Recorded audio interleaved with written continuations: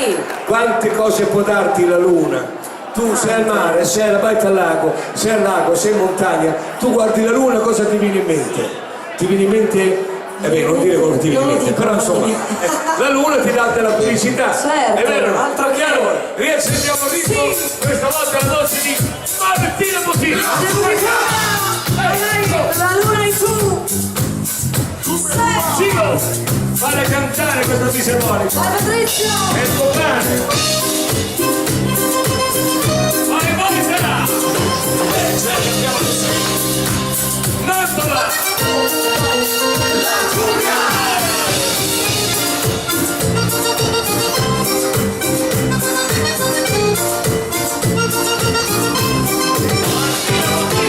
In una noche de luna, con el ritmo de esta cumbia, con el calor de tu cuerpo yo siento tus besos, toda la dulzura, con esa brisa tan suave que acaricia tu cabello, siento mi pecho golpeando el amor que grande que grita te quiero, te quiero, te quiero amor.